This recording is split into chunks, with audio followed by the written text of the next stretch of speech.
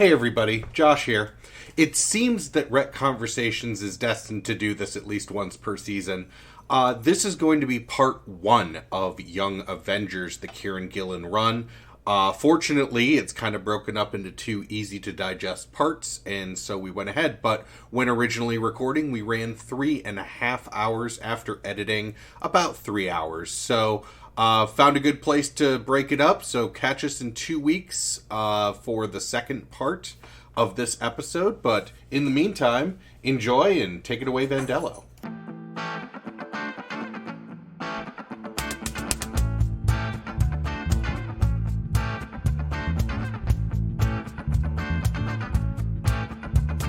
A little wreck conversation, some deep reactions, please. All this comics narration ain't late to me. A little more talk, a lot less read. A little fight, baby, is what I need. Close the trade, open up your brains. Explain it to me. Explain it to me, baby. Explain it to me. Thank you, Vandello, and welcome back to Rhett Conversations. My name is Josh Wasta, a.k.a. Fallout Fieri. And with me, go on, leave her breathless. It's Leia Cameron. For God's sake. Hi, everybody. And Leia, would you like to introduce our guest since you are our visit or our professor today? Yes, I will.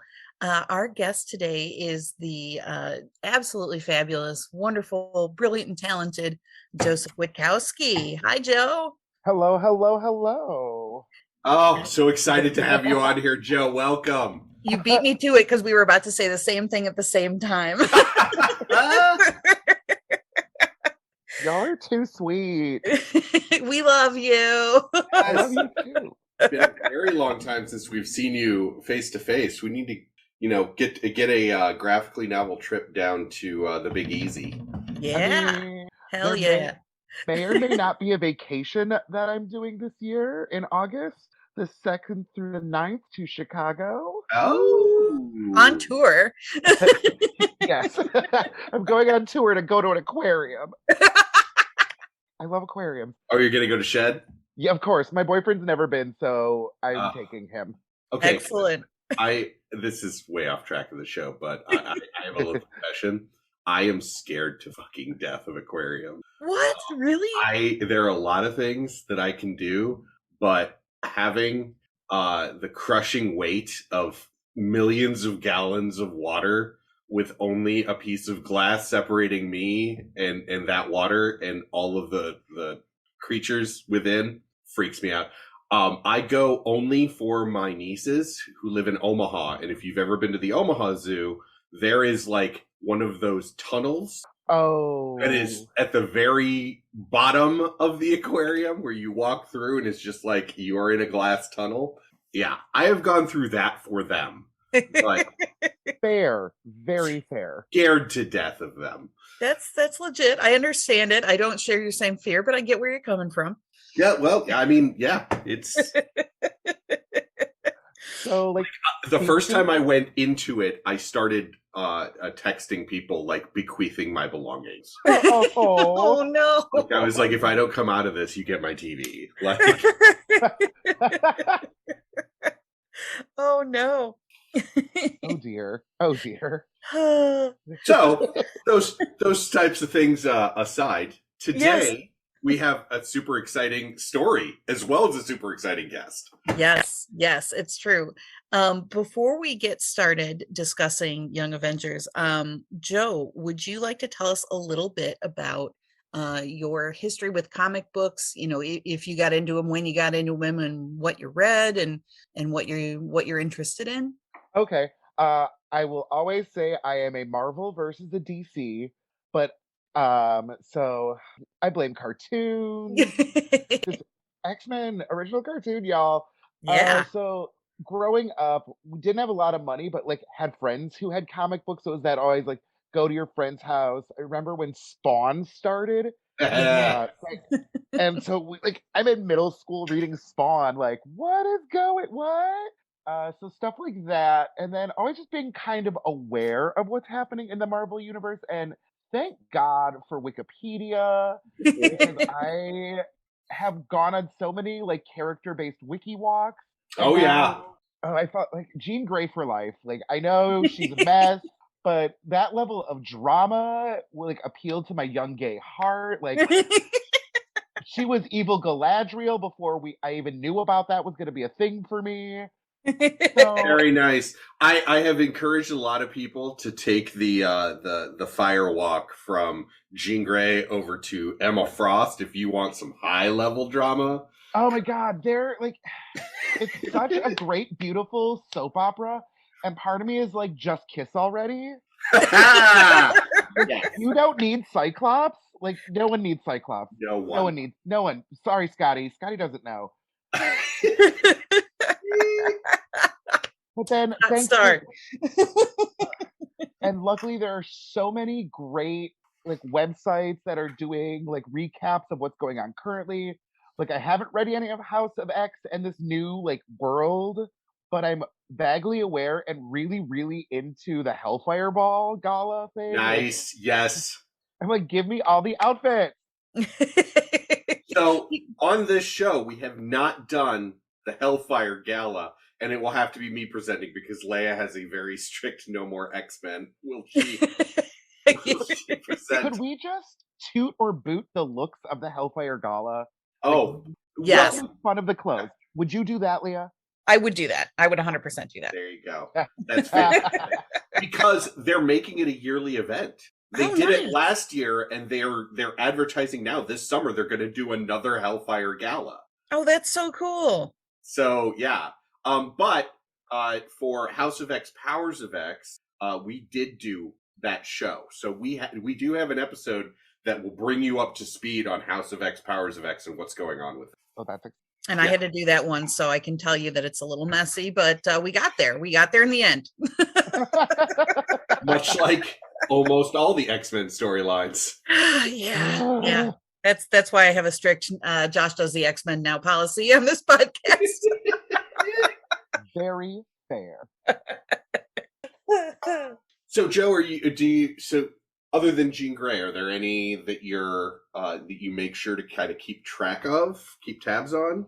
Well, I'm always very curious about Miss Catherine Pride, Pirate Queen. Love her. Yes. Any strong female figure I'm here for. The coming out of Bobby Drake, though, through shady moves of Jean Grey. I was like, God damn it. I was here for you, and you're great, but you're also like 16, and I get it. Like, you're gonna say something that you shouldn't say.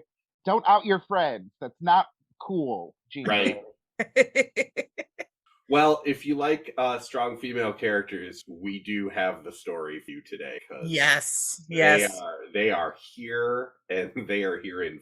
They're here. They're queer. They're about to kick a hole through another dimension. They're Young Avengers. America, I love her.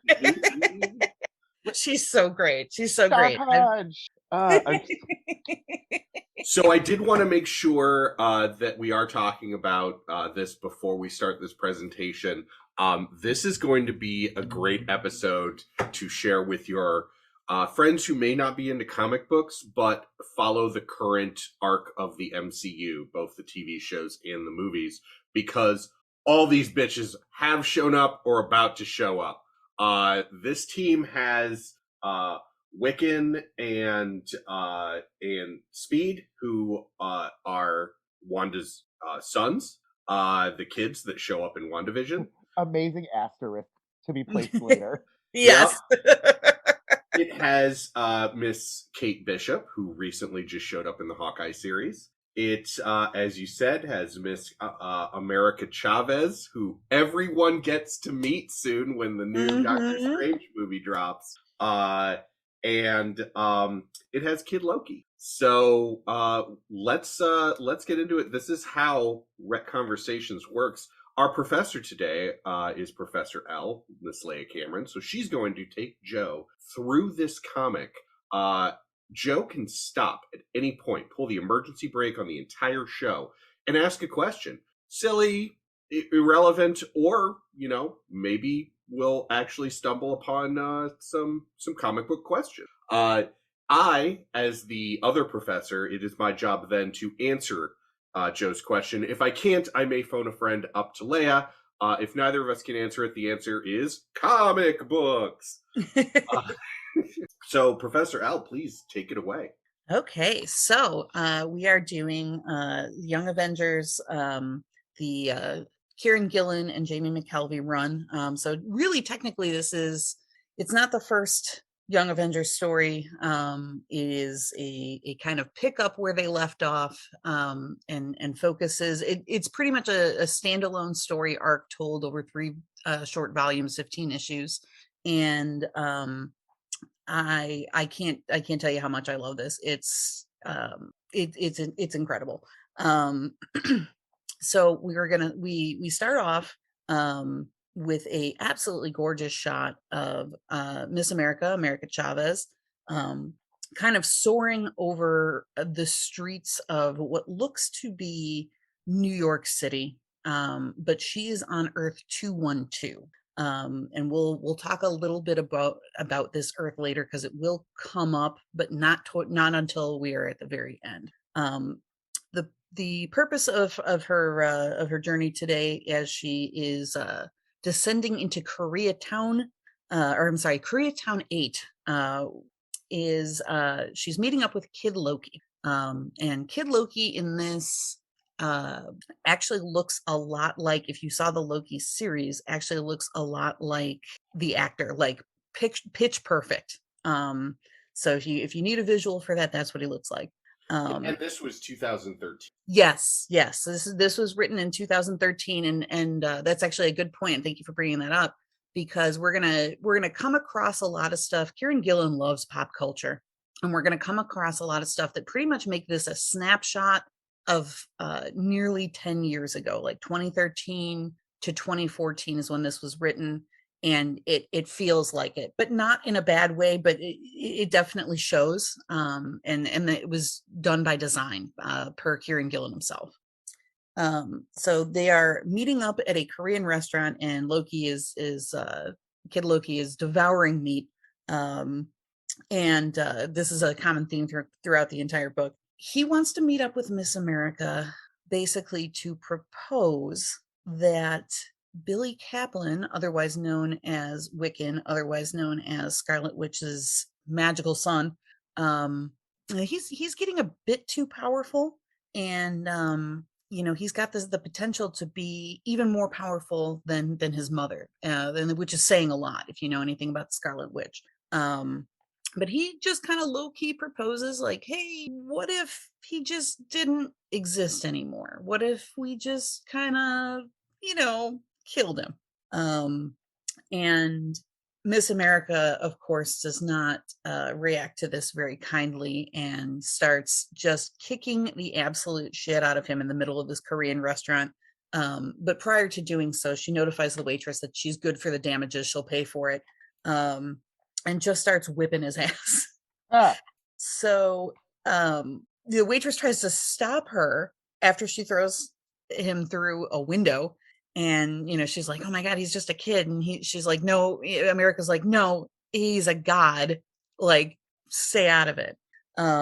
So this pisses her off. She leaves, and it turns out Loki has been manipulating her into something, but we don't quite know what yet. He says that he's putting the Avengers together, but we don't quite know the purpose. And so this is how the first issue starts off. Is the team has been separated since the previous volumes of Young Avengers, so they are all separated. They are at this point really no longer a team, but there's still stuff going on. We cut over to Kate Bishop, who is waking up in a bed that isn't hers. There's somebody in the shower, and it's implied that she has just had a one-night stand with someone. She goes over to the window, opens the window, and instead of looking out on, like, a city or some scenery, she's looking out over the horizon of Earth. She's in space. The person who was in the shower comes out, and it turns out that it is Novar, otherwise known as Marvel Boy, or previously known as Marvel Boy, I should say, who is, I don't really know how to describe Novar except that he's just kind of an intergalactic fuckboy. Like, Yes. I mean, Oh no, he's girl, love yourself, Kate Bishop. exactly like he's not a bad person, but he's very much a fuckboy. You He is feel a me? Like himbo. He he is really is a himbo. very, Yes. yeah, the very Okay, wait. definition of a No, himbo. himbos are okay. Himbos are good. I'm playing a himbo in a D&D campaign right now. But he's like, yeah, he's an alien. He's from another like world where they have a bunch of peace and universal enlightenment, and so he's an okay dude. He's just oblivious. Yeah, yeah. And he doesn't mean to be a fuckboy, but he kind of is. Like we'll see a little bit. We'll get into that a little bit more as we go on. You kind of will pick up some stuff as we go on. But they're together. What's that? He's teachable. Yes, yes, he is. He means well. And one of the things that that Novar is really jazzed about is Earth music, specifically older Earth music. He absolutely loves it. He has a massive vinyl collection, and he's always just ready to party. And so he gets out of the shower and greets Kate and immediately puts on "Be My Baby" by the Ronettes and starts dancing. And she's just kind of laying there marveling at how absolutely lucky she is to be there at that moment and experiencing this. And at that point, the Skrulls attack. There is a beautiful 2-page series of panels that kind of go into this fight a little bit, but the main part is Kate kind of speaking to the audience, saying, "I have no powers and not nearly enough training, but I'm doing this anyway. Being a superhero is amazing. Everyone should try it." Which is an incredible way to open up this book, because that's pretty much pretty much the goal of the whole book. Cut over to New York, in the main Earth 616 universe, and Spider-Man is out on a rooftop, trying to stop a robbery. Then he gets shot by one of the robbers and falls to the ground, and the robbers are very confused. And all of a sudden, Spider-Man kind of elongates his arms, Mr. Fantastic style, and knocks out the guy that shot him. And the person that is getting robbed is like, "Wait a minute, you're not Spider-Man." And he is like, "No, you know what? It's just it's a secondary mutation. I gotta go," and dips. Once he gets to the top of a building, he changes form, and we are looking at Teddy Altman, otherwise known as Hulkling. And he then goes and sneaks into his boyfriend's room, and that's in Chelsea. And we meet Billy, who is angry with him because they had promised that they were going to stop the superhero stuff. They were just going to be normal and not be on a team, and they were just going to just be normal teens for a change. But Teddy tells him that that's not something he can do. Billy is really dramatic. Billy is of the opinion that oh, my life is over. Like I have so many problems. And Teddy kind of reminds him, you've got two parents that love you and care about you. They let me move in with you, and being fully aware that we are in a gay relationship. They understand and accept us. They take care of me. They are 17, y'all. Yeah, they are 17 years old. So this is an incredible amount of acceptance and understanding from his parents. He's got he's kind of got it all from where Teddy's sitting. And Billy's just kind of not really aware. He's not really aware of this. He's kind of self-focused, unfortunately.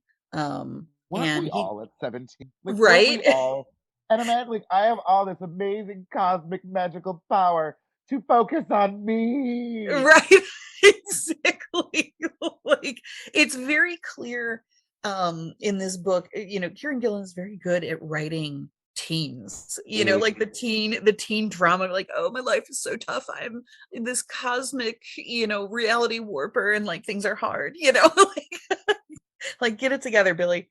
Baby girl, have a tea and calm down, it'll be Right, okay. right, exactly. And Teddy reminds Billy, you know, he fell in love with a superhero, and that's who he is to Teddy, is a superhero. You know, so they kiss and make up, and of course, you know, Billy promises to be the best boyfriend in every single reality. It's very sweet. And so Billy decides to try to make it up to his boyfriend, to try to help him. You know, prior to Teddy kind of coming out and telling him, look, dude, you have everything and I lost everything. You know, it did kind of slap some sense into him, but unfortunately in the wrong direction. So he decides that he's going to help. Important note during the fight that we kind of glossed over. Teddy watched his mother burn alive in front of it. Yeah. He's an orphan. He has no parents. Or he thinks. We'll get to that in a minute. And yeah, so he's been traumatized, and Billy's just like, oh man, life is tough because like my parents care about me, you know. So he decides to pull his head out of his ass for a second. He's like, well, I'll help Teddy. And what he decides to do is take a look through all possible worlds, and very similar to what we see Doctor Strange doing in Avengers Endgame, kind of that like sitting cross-legged and looking at everything all at once. And we don't quite know what he's doing yet, but we will find out, and it will be terrible. So not too far away from here, Kid Loki is at a diner again eating meat, and the wait staff would like him very much to pay and get the fuck out of their restaurant. And so Miss America shows up because Loki basically just disappears himself, and she tries to stop him from essentially like erasing the waiter out of existence so that he didn't have to pay for his food. No, hold up, Loki. As a member of the service industry, we're gonna take umbrage with you. Like, don't camp at a table, pay your bill, get the fuck out. Like, we need to turn and burn to make money. So, babes, come on. Like, Exactly. don't be a dick. I mean, to be a little bit fair, A, it's Loki, and B, he's also the youngest member, right, of the Young Avengers at this point, because he's Kid Loki. So he's like 10, 11 in appearance. And I'm fairly sure he's not gonna zap the waiter, because he teleports himself basically onto the roof of where Billy is doing his spell. So I think he's actually gonna zap Billy out of existence. Yeah. That's fair. And America's been watching Billy's place. Yeah. Okay. So she's. Yeah, I mean, killing is killing. He's right. Kill somebody, but it's not just because he was asked to pay for a meal. He did dine and teleport, though. He did dine and teleport. Rude. It was very rude. So America, of course, then comes after him, and he keeps trying to essentially recite spells in ancient Norse, so that he can either get away from her or stop her from doing what she's doing. I can't read ancient Norse, so I don't know what it says. Pop that into Google Translate. Right. use my iPhone to do the screen translate or whatever. But you know, she just starts trying to whoop him, and he's like, wait, I can explain, let me just, and then tries to teleport again. Meanwhile, as this kind of scuffle is going on, Billy is still looking through these alternate worlds, and finds the one that he's looking for. And the one that he's looking for specifically is the world just before Teddy's mom is killed. So he decides that he's going to jump into that world and pull her back out. And he does. And while this rooftop fight is going on, Teddy actually manages to get up to the top of the roof. He wakes up out of a dead sleep, gets up to the top of the roof because it's apparently now it turns out that this rooftop fight is taking place on the roof of their apartment building. Because America's been watching. Loki disappears because she gets distracted, and America's like, you know what? I'm taking off. Bye, and leaves. After she leaves, like flies away, Billy's parents, his adopted parents, I should add, the Altmans, are like, you got to come downstairs, Teddy. There's something you need to see. When he goes downstairs, he finds his mother. And Billy explains, that he managed to just find her while he was, quote, browsing dimensions, and it was just like, oh, I'll pull her out. There's a brief reunion. We don't see too much of it. And then we kind of cut over to Teddy, who went back to sleep after he's in bed. And Teddy's mom, Mrs. Altman, talks to Billy's parents, Jeff and Rebecca, and immediately becomes like this hyper conservative, like weird mom, and is like, they're too young to be living together. They shouldn't even be in a relationship at all. He should be studying. They need to break up, and this is done. And immediately Billy's parents get kind of confused and pissed, and they're like, wait, what are you talking about? We just want them to be happy. We're happy that they're happy. What is this all about?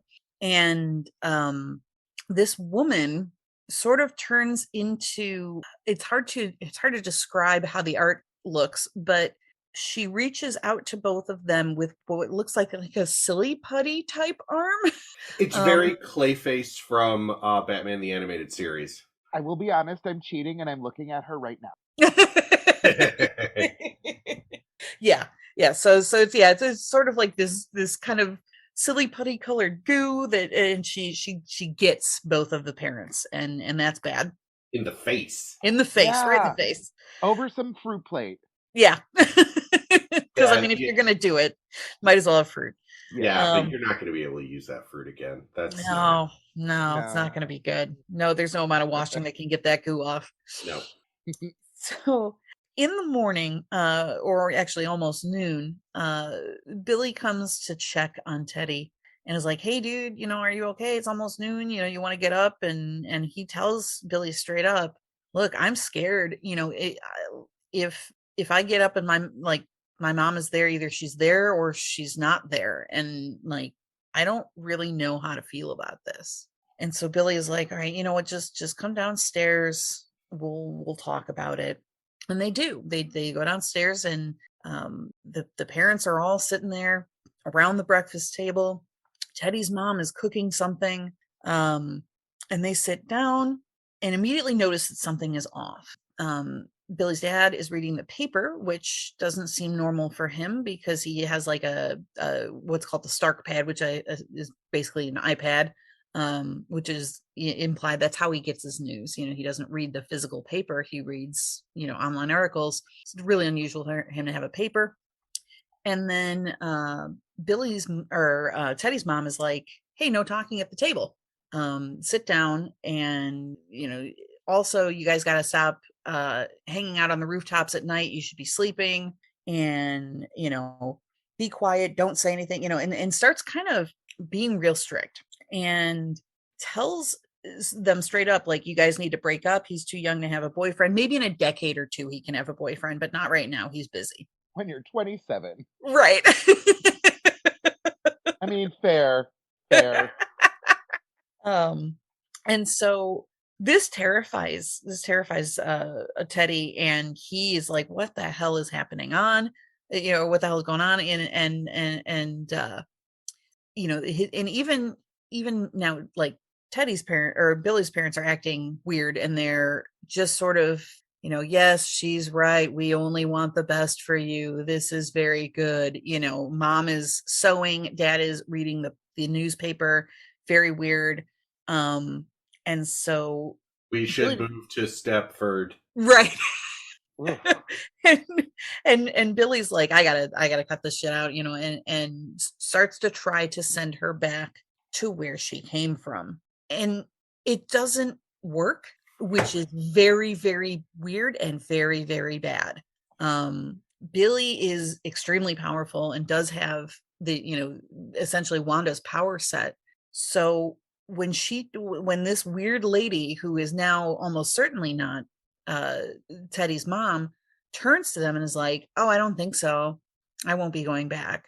It kind of knocks him out. Like it is completely resisted, and he falls to the floor, and she's like, "Absolutely not. We're just trying to do the best for you. You gotta, go to your room and cool off. It's a new room. I made it for you." This room that she is referring to, so there's something about the art style in this that's also kind of it's very experimental. This room that she's referring to is actually just a blank panel on the comics page. Ooh. So she reaches out and touches it, and then it sort of falls to the floor, and she tries to put Teddy and Billy into it, and Teddy is having absolutely none of this, and does the whole "you're not my real mom" thing, except like, no, for real, that's you're really not my real mom. And essentially punches her into a sort of silly putty mess of goo. Unfortunately, she quickly reforms and is like, "Oh no, you can't get away with this. Absolutely not. We're still here. We're going to look out for you." At this point, Billy decides that it's the best thing to possibly do is cut and run. So he turns into a sort of dragon looking creature, or something with wings at any rate, and flies himself and Billy out of there.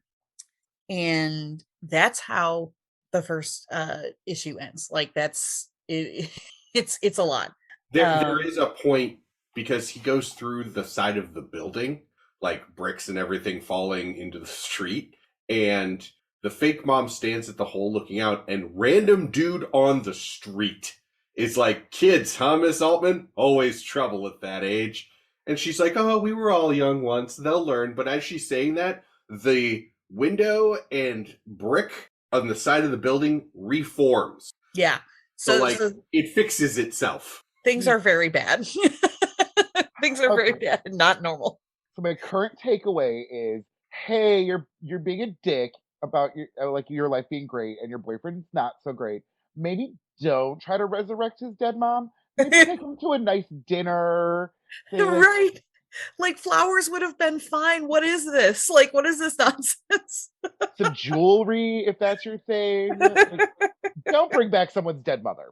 Right, exactly. But he's like, "No, that'll fix it," and it did not, in fact, fix it.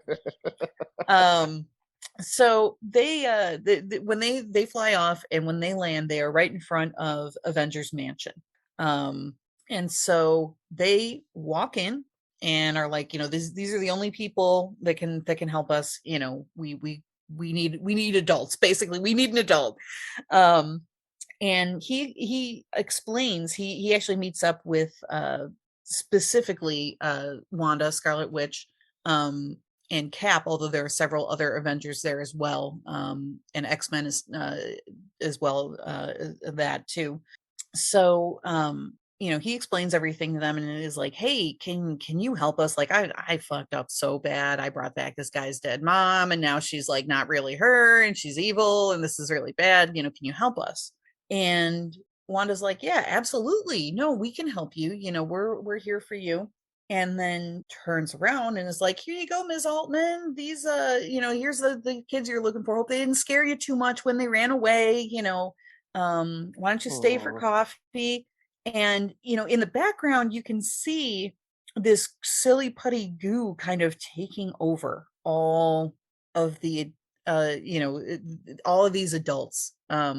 And they also use the goo to kind of stick Billy and Teddy to the wall. And meanwhile, everybody else is like, the grown-ups are talking, stop complaining.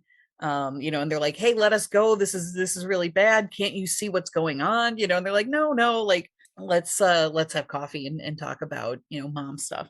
Super unimportant, but important to me note, this specific team of the Avengers is the one that formed just after Avengers versus X-Men.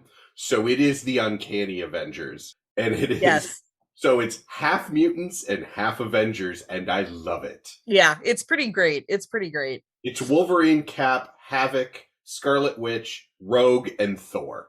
Yep. Ooh. It's a Ooh. super fun team. It did not last very long, but the comics are pretty amazing. Yeah, I like this team a lot. But so the two of the adults kind of grab a goo covered Billy and Teddy and throw them into this empty comics panel. And the art on the next page is really interesting as well because it's completely stripped of any graphics. It's just white with 9 black squares, and then Billy just kind of doing the whole like mime trapped in a box routine, essentially. And he's like, oh no, this is really bad. What are we gonna do? And he also discloses that his powers aren't working correctly. They cut out when he kind of pushes them a little bit too hard, and so he cannot get out of this weird 9-panel dimension. And as he's just kind of despairing and being kind of dramatic as he is throughout the book, I was like, oh no, I just can't do anything. Like, I've made such a big mess. There's nothing I can do. Just kind of slumps down to the corner to mope. And as he does that, somebody kicks a hole through the top right side of the 9-panel. It's Kid Loki. He's here to save the day. He pulls Billy out and is like, hey, like, you just let in an interdimensional parasite. I tried to stop you, but it didn't work. So sorry about that. Your parents will be fine. They're just a little fucked up right now. Don't worry about it. Okay. All right. We found the box with Teddy in it. So let's pull him out too. And then let's get the hell out of here. And, so Billy's like, hey, Loki, we owe you, and he's like, of course you do. Do you have your wallet with you? And then poofs them into a diner. In fact, the same diner that we had seen him in before that he tried to skip out on the check. Oh, same waiter as well. Yep, same waiter as well. Oh, good. He's gonna pay. Good, or someone's gonna pay. I don't care who pays, just pay. He literally says, I have returned with coin-possessing friends to settle my tab twice over and gift you most handsomely for your service, patience, and sausages. My usual booth. my usual booth. Billy actually is like, is a 25% tip good? And he says 50 or I'll call the cops. Yes. So the service industry is vindicated here. This guy's getting paid very well to serve this little asshole. So Loki sits down Billy and Teddy, and he tries to kind of give them the debrief on what just happened. And basically this parasite essentially was kind of waiting for Billy to come along because he is so powerful. It basically wants to eat his powers. And unfortunately Billy fell for it. He also points out in passing that as a pagan deity, he is curious as to whether or not Wiccan is actually Wiccan or where he got that name from. And Wiccan's having none of it. He's like, we're not talking about that now. Hey, I'm just going to check your cred. Like, what's going on, babe? Just real quick, we feel that there may be a little appropriation going on here and not cool. Yeah. Billy's like, we'll talk about it later. And they never do. So basically, Loki offers to, he's like, hey, I might be able to help you solve this problem. And get your real parents back and send this bitch back to wherever she came. But in order for you to do that, the first thing you're going to have to do is trust me. Yeah. And I mean, it's Loki. So like, that's the last thing you want to do. Aren't you like God of Mischief? Right. Person? Like, they don't not know who Loki is. They're like, right. Dude, are you serious? and so, naturally they're like, okay, you know what? Let us talk amongst themselves. Why don't you give us a minute? So Loki goes to order more food. Billy and Teddy talk, and they have to reluctantly admit he's right. They need some help to deal with this problem. They really need any help they can get, even if it's his, which they don't love, but it's fine. Like, whatever will work. Billy does tell him that while he was casting this spell to bring this Teddy's mom forward, he kind of felt it. He felt his magic, what he described as lurching. And it turns out that Loki has some spells of his own, basically. They don't know what his spells do, but they recognize the language. Like, magic recognizes magic, and he's like, don't fuck with us. So we leave them in the diner, and then they travel to Asgardia. So New Asgardia is something that's somewhat recent, and that is outside of Broxton, Oklahoma. And in the comics, it's a sort of floating city that's above Oklahoma. And that's New Asgardia. So after Asgard fell, that's where the refugees kind of set up camp. This made much more sense in the MCU, where they just placed it in Norway. Right. Kansas was a weird choice. On the ground. You don't want a random floating city that someone later will do some shit and drop it. Right. Damn you, Norman Osborn. See, recaps and Wikipedia. I'm keeping up.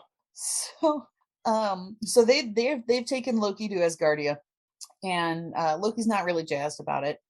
Billy mentions as they land that Kate has been texting him a lot, something about space aliens and whatever, but he can't quite get the full thought out before Laufey appears. And Laufey is like, sweet, I'm gonna beat this kid's ass. And Billy and Teddy are confused because they're like, isn't that guy dead? Yeah. Basically, Laufey's like Daddy Spank. Yeah. Hey. Hey, kid. What the fuck are you doing over here? Where are you coming from? In Asgardia, they immediately start trying to fight Laufey. And while they're trying to figure everything out, they're just trying to beat the shit out of each other and kind of failing because it's Laufey, right? And Billy tries to send him away and faints. Laufey is like, cool, I'm gonna eat you guys. And just as he starts to approach, our sweet, dear, precious cinnamon bun of a superhero, America Chavez, shows up and just kind of smashes him into putty. Literally, because he is putty. Yeah, because he's putty. He's a putty people. And is like, hey, sorry I'm late. Everybody okay? Who was that guy? And Billy's like, oh, that's the father of Loki. But Billy notes, hey, dead parents coming back may have something to do with me. Sorry, guys. And a dinner at the Red Lobster. Come on. Exactly. And just as he says that, America's two moms show up. So they're acting very similarly to everybody else's parents, like, hey, you need to stop running around, come home, hit the books. We only want the best for you, we care about you, come with us, we need you. And America's not having it any more than she was having Laufey. She was like, nope, we need to go. Unfortunately, Billy can't teleport them because his powers are kind of fucked up. And they've got their hands over Loki's mouth, so he can't just teleport himself away. But they do have to let him go because he's the only one who can. So he says his little ancient Norse spell, and they are all transported. They've actually been transported to a dance club in New York, and for being like a maybe 10 or 11-year-old kid, nobody has a problem with Loki being there. And in fact, the bouncers are like, is there a problem, Mr. Loki? Please feel free. We'll get you a booth, but we'll have to card your friends, which is kind of insulting. I've been in this situation, but it was at a bar in Milwaukee, and I was with Loki Lot. Yeah, sounds right. In the club, they are kind of convening the four of them to discuss what the hell is going on. And meanwhile, Kate is texting them about Skrulls and cute boys and so on and so forth. Loki is ordering magnums of booze, and he tells everybody when he gets back to the table the reason why everybody is treating him so nicely is because they think that he has some kind of growth disorder. Ah! And that's how he's been in the club. He also is using his illusory abilities to create like fake money, basically, and fake IDs. Ah! I mean, but to be fair, we're not Jedi or all that. Like, use your powers, babes. Like, Right. Like, and what I mean, would we have done in that? exactly. Would we not have done the same thing? Oh, I'm 13 years old with illusory and Jedi powers. Yeah, no, that goes bad quick. I am Sith very quickly. Like within 5 minutes. 5 minutes top. Yeah. Someone says something wrong and they're thrown off a building. Like, bye.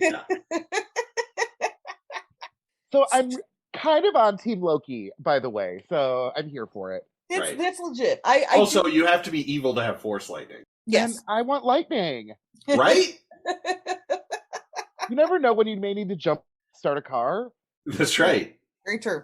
So they're hanging out in this club, and Loki kind of eventually reveals that, you know, he was trying to stop Billy bring that thing through. And so like he tries to, like, it's kind of hard to explain. Like, he tries to tell them or make a bargain with them, like, you know, Billy, I can teach you, you know, how to control your magic so that you can undo the spell by yourself.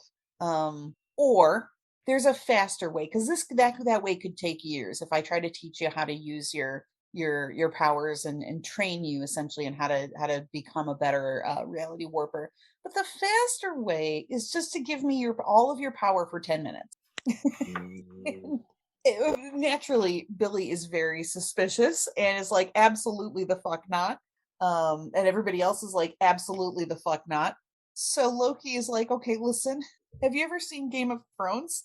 And everybody's like, yes, of course, we're teens in the year of our Lord 2013. Except for America, who's like, what? Except for Miss America, who's not from here and is like, I don't know what that is. Yeah, she's from the 212. And so Loki asks Billy and Teddy, like, hey, okay, so who's your favorite character in Game of Thrones? And both of them say Tyrion. He's like, okay, so I'm Tyrion. Girl. You're not 100% wrong, but you're rude. Yeah. He's out of line, but he's not wrong. Yeah, exactly. So, right after he says this, like mid-conversation, they are interrupted by the bouncer, who's like, I'm so sorry, I realize this is embarrassing, but your parents are here to pick you up. And, oh no. Yeah. Gross. And so Mrs. Altman and the Kaplans and the Chavezes are all here. You know, oh, I can't believe you're drinking in a nightclub. I'm shocked. You need to get home right now immediately. Loki tries to teleport them out and he faints as well. So now this is bad. This is very bad because Billy can't teleport them out and Loki can't teleport them out. So the only recourse they have left is to just start fighting on the dance floor with the parents. There is basically a fight scene, and on this podcast we don't describe the fight scenes really, we just make note of them. There's a fight scene and Billy is knocked out, and when he comes to, they kind of emerge from consciousness and all the parents are there. They're wrapped in that weird putty goo stuff, all four of them. And Mrs. Altman is like, okay, well, everybody's agreed it's best that, you know, the boys come home with me until I can feed on your souls until you're nice and dead inside. Hope will only hurt you, Billy. It really will. Best to be rid of it. And your bad influence friends are all better off DEAD. Oh, not spelling. Yeah. Serious. Yeah. And that's how issue 3 ends. It's just like, oh fuck, what are we gonna do now? So at the nightclub, we now see through what looks to be some kind of telescopic device with all kinds of weird symbols and stuff on it. And it's Kate and it's Novar. They are in Novar's spaceship. They were able to essentially trace a cell phone with pre-tech. And Kate says that she knew something was up because Billy was not responding to her text within 30 seconds. So she assumed that it was the end of the world. Oh my god. He left the group chat and I was very concerned. Yeah, exactly. So, so Novar's like, "Don't worry about it, man. I got this," and dips out to join the fight. And he goes in, and again, they're playing with the art style here. So this is like a 2-panel spread of, like, I guess, what would you say, Josh? Like a diagram almost of like how he goes in and attacks. It is fantastic, and I have not seen this before in a comic, and I want it to happen all the time. So it's basically one big panel, and it's multiple, like, Novars throughout the panel, but they're numbered. So it's like 1, 2, 3, 4, 5, 6, through 12. And then on the side, there's a key. And the key says what's happening at each number. So, like, 1 is a dramatic entrance. 2 is, oh, there's some up here as he's going upstairs. 3, part cockroach. Did I mention that? Like, as he's, like, leaping and firing a gun while he's upside down to, like, take somebody out. So, like, all of this is happening, but it's all one panel, and it's stellar. Yeah. It is stellar. It is a really cool way to show a fight without making it a bunch of boring panels of punching. Right. Because, like, full disclosure, I mean, I love superhero comics, but I have difficulty visually following a lot of fight panels with no dialogue, because, like, action sequences for some reason don't visualize well in my head. And so this is like the perfect antidote to that, because it's like, oh, okay, this is exactly what's going on at each stage without all of these, panels of punching. Yeah, and I will say I probably would not work for every character, but because it is Novar, it's awesome. Because it is very much in his tone, and in he's like, at one part, he's got young hearts run free running through his head. Okay. And at one point he kind of, like, the panel is him upside down shooting 2 dudes on either side of him. And the number says, I hope Kate's watching right now. Like, like, it's very, very cool. But the whole time he's also talking about how he met another Hawkeye once, but we didn't make love because he was a man. But he was fond of purple.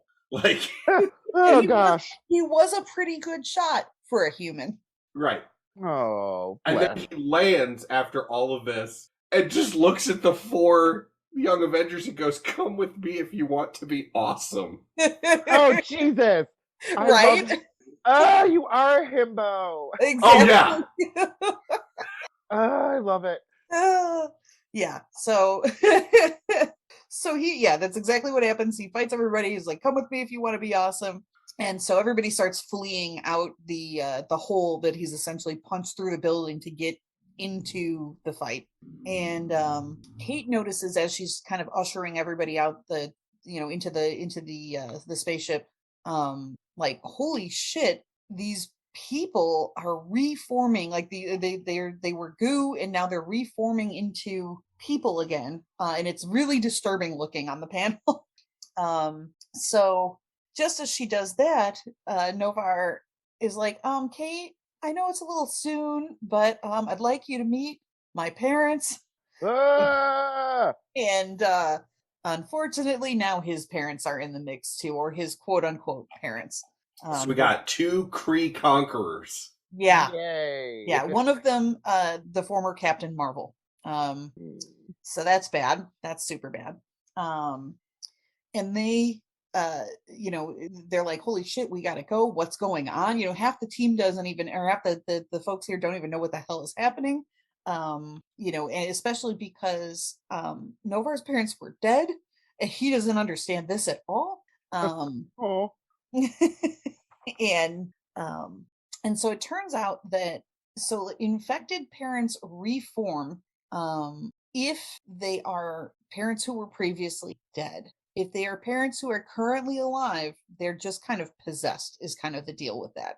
And adults also don't notice this. Like, this is a problem that literally only non-adults can see or feel or are dealing with. So it's very age related. Which is awesomely kind of shown with Cap and Thor having a discussion because neither of them can sleep as a full-on fight is happening out the window. Yeah, like behind them. On the lawn of the Avengers mansion, Cap and Thor are just like, oh man, what's up? Can't sleep? Yeah, me neither. Anything going on? No. And in the background, yeah, there's just this full-on spaceship, lasers, punching. It's phenomenal. It is a great way to show that nobody really that as an adult can see what's going on.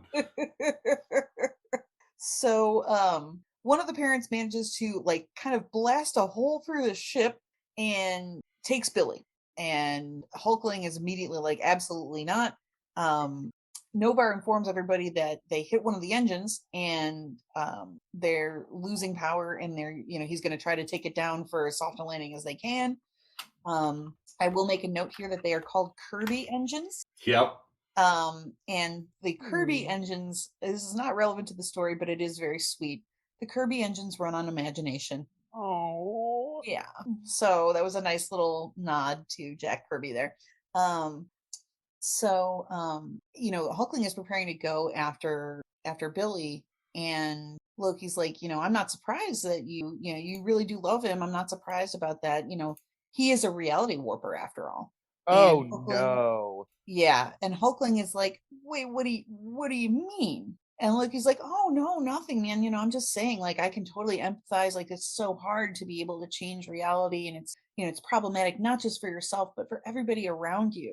I've had to take so many precautions to make sure that I can protect myself around him. It's really difficult. And Hulkling's like, what the fuck are you on about?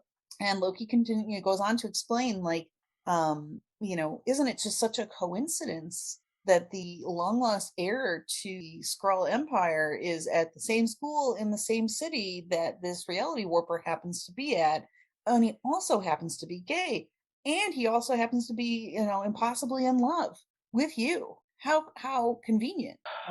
You're just, you're a super dashing prince, and maybe you didn't choose to be in love with him. Maybe he chose for maybe. And he does say the line, "You are a very lovely daydream," which is just a fucking killer. Yeah. Gaslight, gatekeep, girl boss. Not okay, Loki. I'm off your team. Okay, that's what I thought. Just let people be. Don't get up in their. I know, mischief. The description for this show is just going to be watch Joe get on and off Loki's team throughout. Yeah, I mean, appropriate. It's just like LARP. It's like, it's in my backstory. It's like, Loki, be better. But, he's like, oh, well, all of this wouldn't have happened if Billy just understood his power better. And he just, maybe he didn't even mean to do it. Maybe he just subconsciously did this. Or maybe he didn't. Who knows? It's a mystery. Anyways, good luck out there. and meanwhile, Kate and everybody else are being attacked by the parents and attacking back. Loki is still trying to convince Billy to give him his power for 10 minutes, and Billy is not having that. And so Loki's like, okay, if you don't want to do that, that's fine. We'll give you plan B. Plan B is we kill Billy. Kate, in the meantime, has found a Kree composite soul bow. So yes. It's like a bow that shoots plasma. Ooh. I want that. Yeah, it's pretty sexy. And so so they're fighting, and of course, Hulkling is like, absolutely not. We are not killing Billy. And Loki's like, oh, wait a minute. Wait, hang on. Something just occurred to me. Good news. We don't have to kill you. I've got a different plan. The different plan is give me your power for 10 minutes. And Billy's like, bitch, that's not a new plan. That's the old plan. Yeah, and Loki's like, yeah, well, okay, but this time I'm not trying to trick you like I was before. Oh God. Just kidding. I'm not. I would never do that. You guys can't take a joke. Mortals are so silly.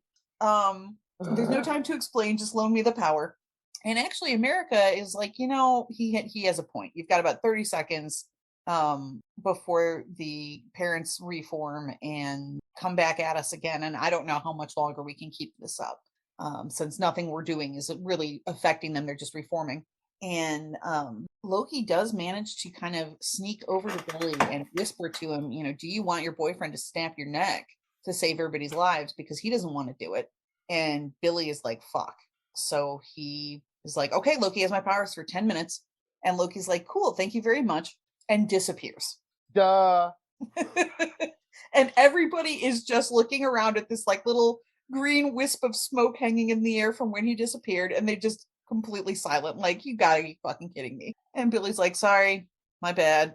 I didn't know what else to do. Sorry. Okay. And at that moment, America's like, guys, we got incoming. And they start fighting the army of parents again. And it's not just their parents at this point, it's like all the adults in New York are coming after them. Oh no. Gross. Super bad.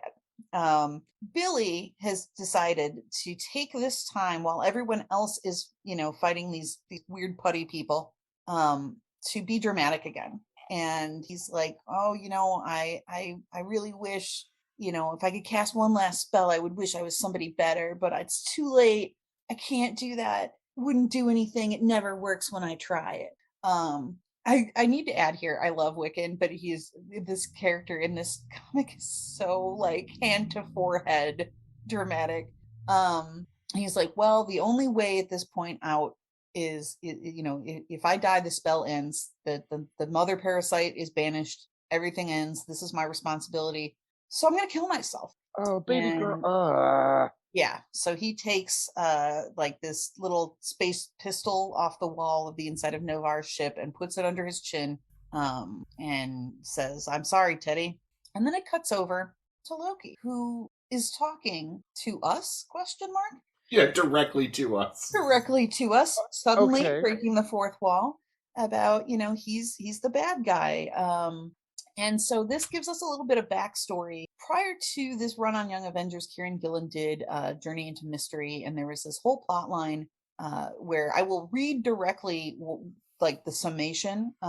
Loki, like the original Loki died, was resurrected as a little boy, and when basically he got a second chance to be good. Loki was like, look, I've been resurrected, I'm going to be good. And Loki proved that he did not have to be the bad guy, except a phantom copy of his dead self annihilated his soul, took over his body, and nobody knew. So this is pretty bad. And then now he's trying to steal Wiccan's powers so that he can misuse them and whatnot. But we see that this Loki that's talking to us is not really talking to us. He's talking to real Kid Loki. And this is just sort of I don't even know how to describe this. Like it's a ghost or memory or his other self, his parallel self, but also kind of his conscience, but his bad conscience, like negative Jiminy Cricket. And real Kid Loki, authentic Kid Loki, is trying to concentrate in the middle of a pentagram to cast this spell, and he's like, shut up, you're not real. It's not like that. I can be good. I killed you, leave me the fuck alone. And Nega Loki, I don't know, Josh, is there like a term? I don't know how to describe this construct. I think he's the self-aware Loki, because he's basically like calling Kid Loki a loathsome murderer in a stolen suit of skin. So I mean, it's almost as if he is the reflection of a very self-aware, not just Loki, who was the god, who started as the god of mischief, became kind of the god of evil, whereas Kid Loki is just the god of mischief. And this amalgamation that's talking to Kid Loki now has the awareness of both. So he's just there kind of pointing out what's going on. And he's like, he's basically saying you have a choice. You can be the god of evil, you can be the god of mischief, but this is a crossroads. He sounds like Evil Clippy. Kind of. Yeah, that's actually really a good analogy. Hey, it looks like you're at a crossroads. Would you like to know more? Don't you want to be evil? Come on, we're always evil. Um,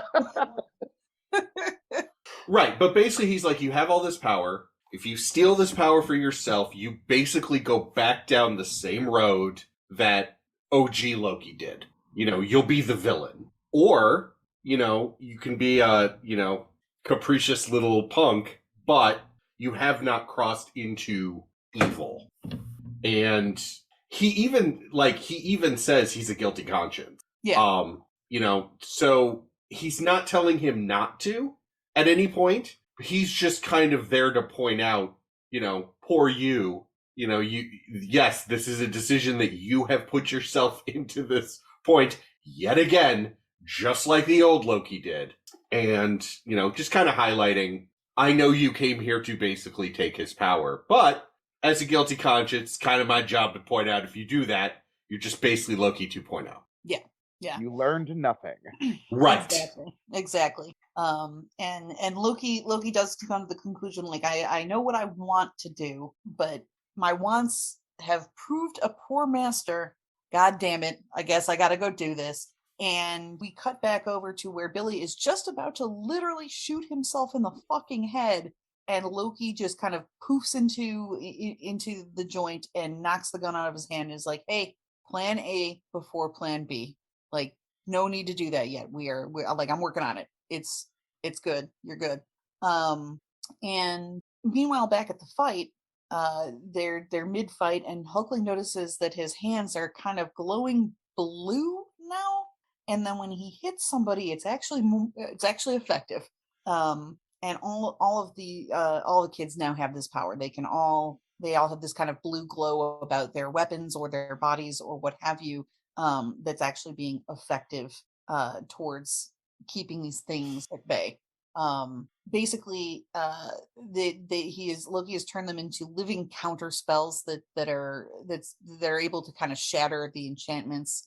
But it's taking a lot of energy from him. Like he can't keep this up forever.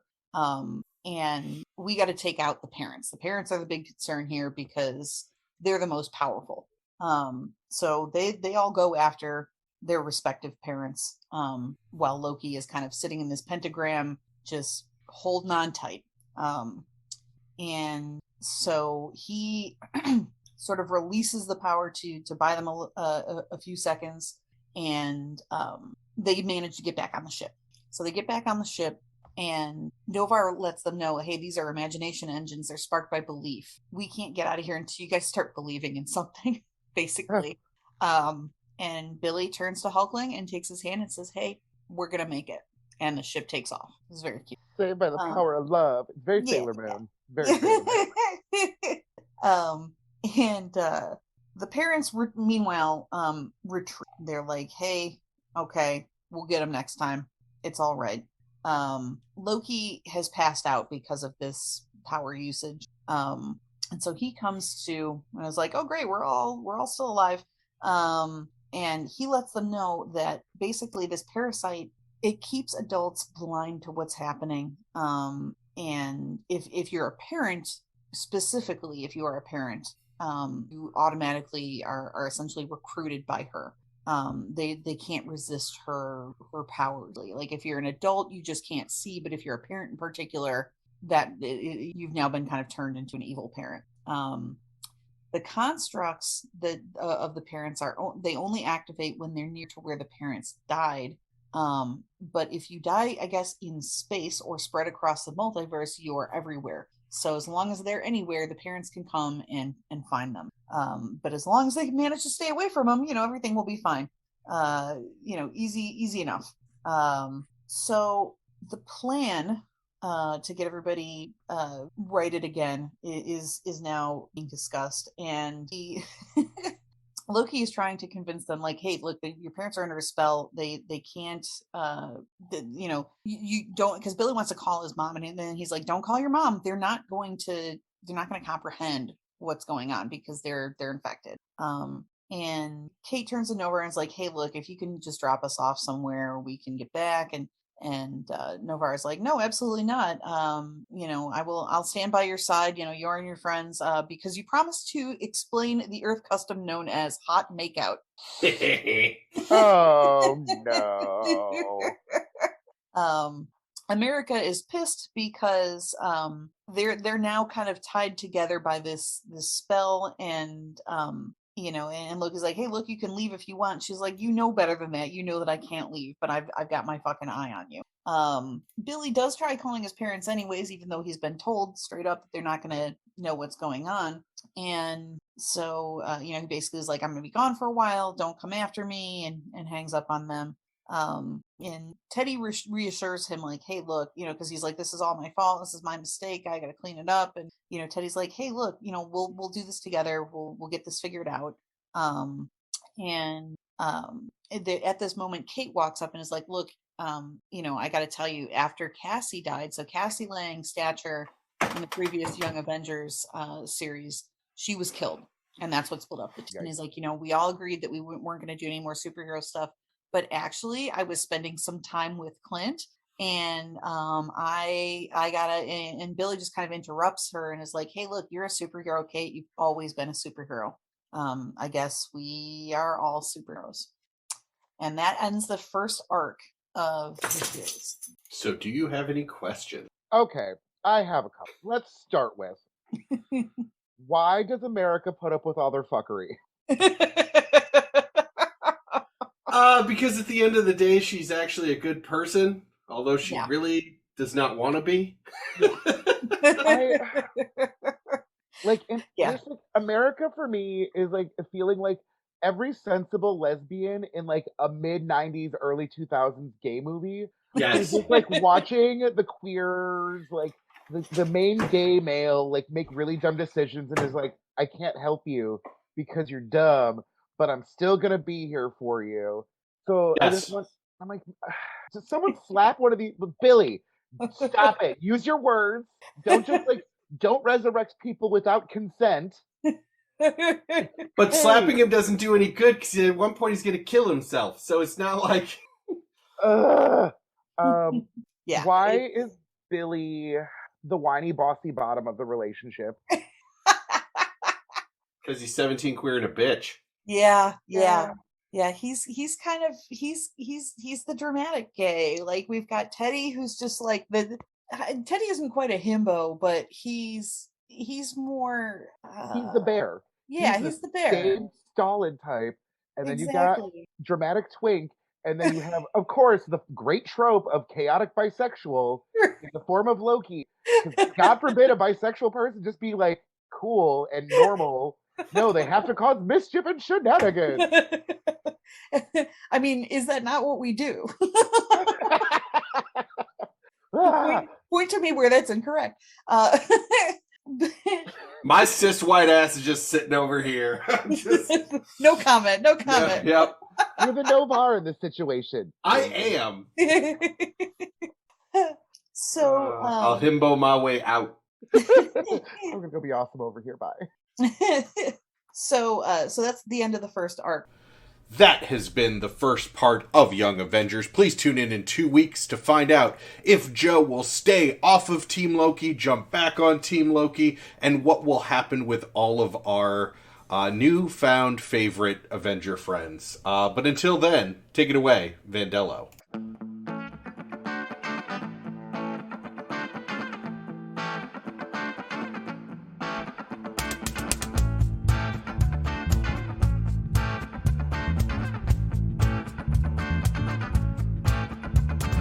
Direct conversation, some deep reactions, please. All this comics narration ain't elating me.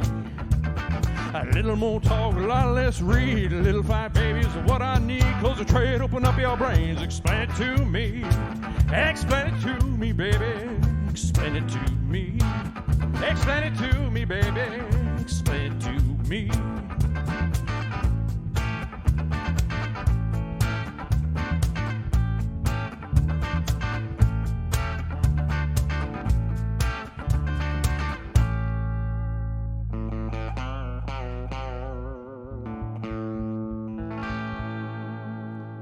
Vandello 2021.